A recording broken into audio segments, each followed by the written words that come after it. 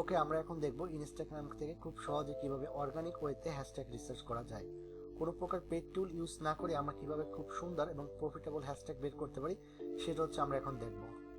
So এর আগের ভিডিওতে আপনাদেরকে দেখাইছিলাম যে হ্যাশট্যাগ যদি বের করতে হয় তাহলে হচ্ছে আমরা একটা শিট মেনটেন করতে হবে, যেখানে হচ্ছে আমাদের হ্যাশট্যাগুলো 3টা ক্যাটাগরিতে ভাগ করতে হবে পোস্ট অনুযায়ী। যে পোস্টে আমার হ্যাশট্যাগ 1K থেকে 100K ভিতরে আছে সেটা হচ্ছে আমরা স্মল ক্যাটাগরি হিসেবে ধরতে পারবো, প্লাস মিডিয়াম যেটা আছে যেখানে পোস্ট যে হ্যাশট্যাগের ভিতরে 100 থেকে 500K ভিতরে যে পোস্টগুলো আছে ওটা হচ্ছে আমরা মিডিয়াম হ্যাশট্যাগের সেট হিসাবে ব্যবহার করব, এবং লার্জ সেট হচ্ছে যেটা 500K প্লাস আছে যে হ্যাশট্যাগ সেটে পোস্টিং ওইটা হচ্ছে আমরা লার্জ হিসাবে ব্যবহার করবো। তো সেটা কীরকম, ফার্স্ট হচ্ছে আমাদের একটা নিশ চুজ করতে হবে, যে নিশ বেসটা হচ্ছে যে আমরা আমাদের অ্যাকাউন্টটা র্যাঙ্ক করাতে যাচ্ছি অথবা গ্রো করাতে যাচ্ছি। সো সেই নিশটা বের করে দেন হচ্ছে আমরা ওখান থেকে আমাদের হ্যাশট্যাগটা রিসার্চ করতে হবে।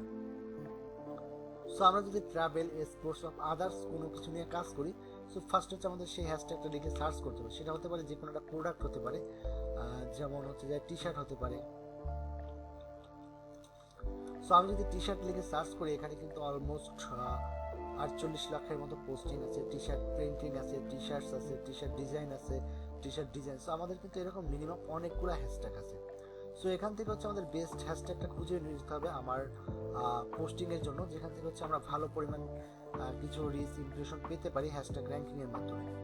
তো ফার্স্টে যদি আমি হ্যাশট্যাগের ভিতরে টি শার্ট নিয়ে যদি কাজ করি, এখানে কিন্তু অলরেডি অনেক পোস্ট আছে।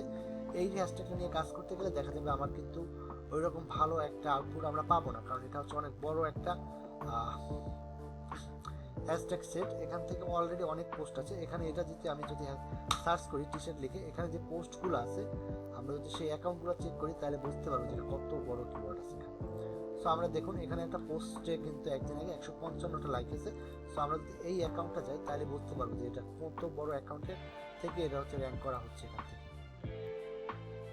সো আমরা যদি এই অ্যাকাউন্টটা যদি দেখি, তারপর সো এখানে একটা অ্যাকাউন্ট যেখানে হচ্ছে যে আপনার 2300 ফলোয়ার আছে, 2400 পোস্ট আছে, পরবর্তী যেটা আছে 2200 ফলোয়ার আছে, 2427 মতো ফলোয়িং আছে। সো মোটামুটি কিন্তু অ্যাকাউন্টগুলো গ্রো করা।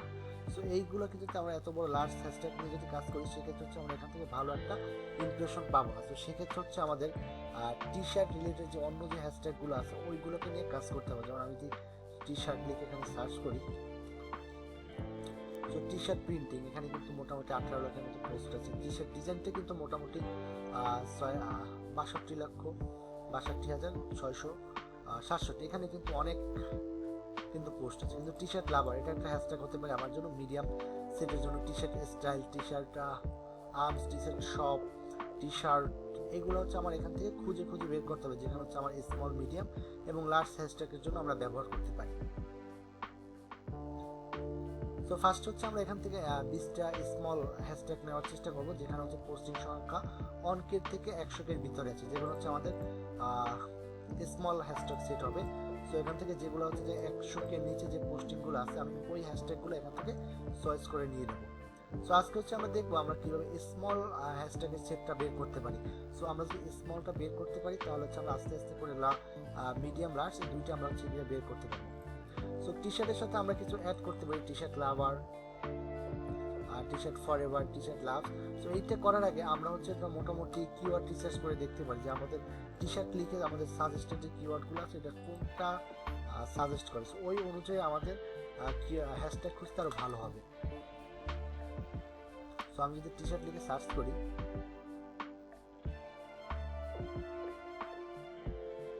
সো এখানে হচ্ছে আমার এক্সটেনশনটা হচ্ছে ডেইলি, যে আমি যে ডাটাটা পাবো সেটা ওভার হয়ে গেছে, যে কারণে আমি এটা থেকে দেখতে পাচ্ছি না। আমি হচ্ছে অন্য একটা কিওয়ার্ডের টুলস দেখতে আসি। আপনি চাইলে কিওয়ার্ড সার্ফার, কিওয়ার্ড এভরিওয়্যার এগুলো ইউজ করতে পারেন। তো এখান থেকে হচ্ছে আপনারা মিনিমাম ডাটা দেখতে পারবেন এখানে টি শার্ট রিলেটেড যে রিলেটেড সার্চগুলো হয়। এবং মাস্ট বি আপনি যখন এটা সার্চ করবেন এটার লোকেশনটা ইউনাইটেড স্টেট করে দিবেন। তো সেক্ষেত্রে আপনি আরও বেটার রেজাল্ট পাবেন। আপনি যদি বাংলাদেশ নিয়ে যদি কিছু করতে চান, দেখা যাচ্ছে বাংলাদেশে কিন্তু এরকম টি শার্টটা কিন্তু সেল হবে না আপনার, সেক্ষেত্রে আপনার কিওয়ার্ডগুলো ভালোভাবে র্যাঙ্কিং করবে না, আর হচ্ছে আপনার হ্যাশট্যাগটাও ভালো হবে না। সো আমি যদি টি শার্ট লিখে এখানে যদি সার্চ করি, আমার হচ্ছে একটু টাইম নিচ্ছে, যেটা হচ্ছে আমরা দেখতে পারবো। আপনি যদি এরকম না আসে তাহলে হচ্ছে আপনি এখান থেকে ফ্রি যে কিওয়ার্ড রিসার্চের টুলসগুলো আছে অথবা গুগল কিওয়ার্ড প্ল্যানার আছে আপনি এটা ইউজ করতে পারেন। আমি গুগল কিওয়ার্ড প্ল্যানারটা দেখো গুগল অ্যাডের।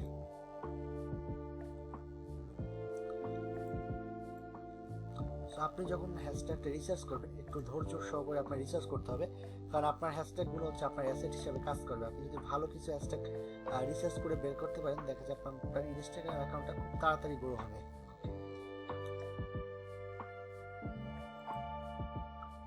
ওকে, আমি হচ্ছে গুগল অ্যাডের যে গুগল কিওয়ার্ড প্ল্যানার যে টুলসটা ছিল সেই টুলসে চলে যাচ্ছি।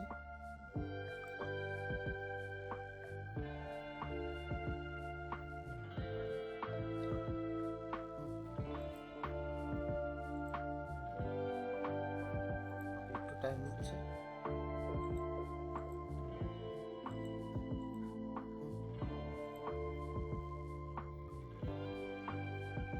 আপনি যদি কিওয়ার্ড বেস বের করতে চান, তো সেক্ষেত্রে দেখা যাবে যে মানুষ কি লিখে সার্চ করে এটা হচ্ছে আপনি তাড়াতাড়ি জানতে পারবেন। তো সেক্ষেত্রে হচ্ছে আপনার কিওয়ার্ড রিসার্চটা খুবই আপনার জন্য গুরুত্বপূর্ণ।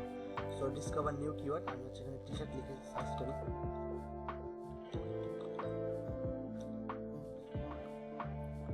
এবং লোকেশনটা হচ্ছে আপনি এখান থেকে বাংলাদেশ টার্গেট না করে আপনি ইউনাইটেড স্টেট রাখার চেষ্টা করবেন। তো সেক্ষেত্রে আপনি আরো বেটার রেজাল্ট পাবেন।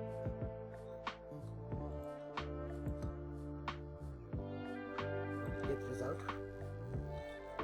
সো আমি যখন হচ্ছে টি শার্ট লিখে সার্চ করি, এখানে হচ্ছে যে custom T shirt plan, T shirt for men, T shirt for women, এরকম কিন্তু অনেক কিন্তু কিওয়ার্ড দেখাচ্ছে এবং সার্চ ভলিউম 100 থেকে হচ্ছে 1 মিলিয়ন এবং কম্পিটিটর প্রত্যেকটার কিন্তু হাই। সো আমি টি শার্টের সাথে যদি আমি এখন যদি হ্যাশট্যাগ রিসার্চে যাই, ম্যান টি শার্ট লিখে যদি সার্চ করি,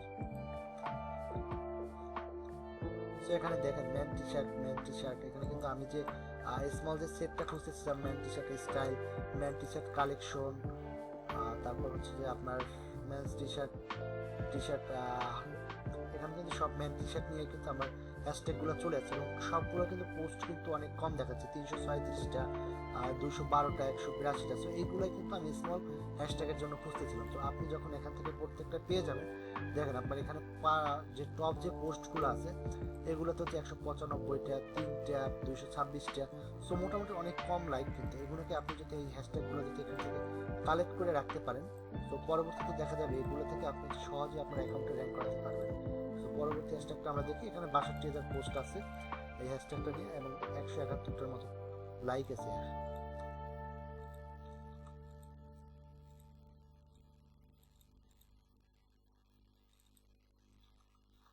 সো এই হ্যাশট্যাগুলো ইউজ করে কিন্তু এই যে কিওয়ার্ডগুলো আছে এই কিওয়ার্ডগুলো কিন্তু অলরেডি গুগলে সার্চ হচ্ছে, তারপর হচ্ছে আপনার এগুলো এখান থেকে পাওয়া যাচ্ছে। সো ইনস্টাগ্রাম, গুগল সব জায়গাতে কিন্তু এগুলো পাওয়া যাচ্ছে। তার মানে হচ্ছে এগুলোতে সার্চ রেজাল্ট আছে। আপনি যদি মেন্স টি শার্ট নিয়ে কাজ করেন, সো সেক্ষেত্রে হচ্ছে আপনি এই টি শার্টের এই যে হ্যাশট্যাগ সেটগুলো এগুলো আপনার পোস্টে ইউজ করতে পারবেন। Men's T shirt collection.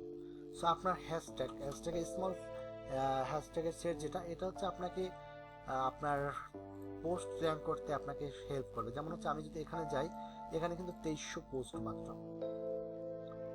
দেখেন 2300 পোস্টের ভিতরে কিন্তু আপনি কিন্তু খুব সহজেই র্যাঙ্ক করতে পারবেন, কারণ এখানে কিছু পোস্টে 6টা, কোনোটা লাইক কমেন্ট কিছু নাই, তারপর র্যাঙ্ক হয়েছে। যেটা হচ্ছে আমি যদি আমার একটা পোস্ট যদি আপনাকে দেখায় আমি কিছু হ্যাশট্যাগ থেকে এখান থেকে, তাহলে হচ্ছে আপনি ইজিলি বুঝতে পারবেন। সো আমি এখানে এই হ্যাশট্যাগটা লিখে যদি সার্চ করি, সো দেখা যাচ্ছে আমার এটা কিরকম আছে, এখানে 3000 পোস্ট আছে।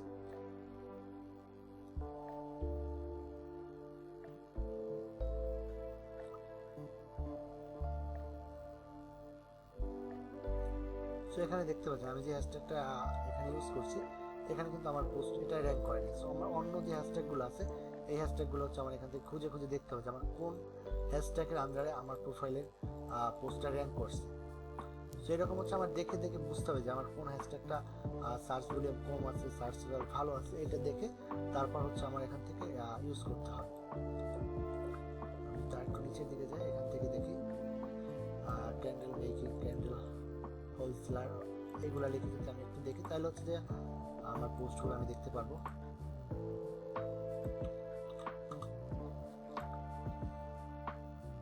সে যে 100 অন এটা লিখে কিন্তু সার্চ হয়, যার সার্চ হয় এখানে 3000 মতো আমরা পোস্ট কিন্তু অলরেডি দেখতে পাচ্ছি। তো টপ পোস্টে যদি আমি এখান থেকে যদি একেবারে নিচের দিকে যাই, তাহলে দেখা যাবে এখানে আমার পোস্টগুলো এখানে পাওয়া যাবে।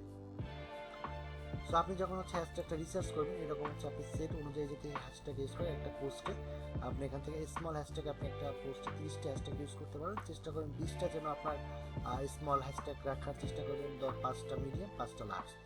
আপনার হচ্ছে স্মল হ্যাশট্যাগুলো আপনার পোস্ট র্যাঙ্কিংয়ে হেল্প করবেন। মিডিয়াম যে হ্যাশট্যাগুলো আছে এগুলো হচ্ছে আপনার রিচ এবং ইমপ্রেশন বাড়াবে।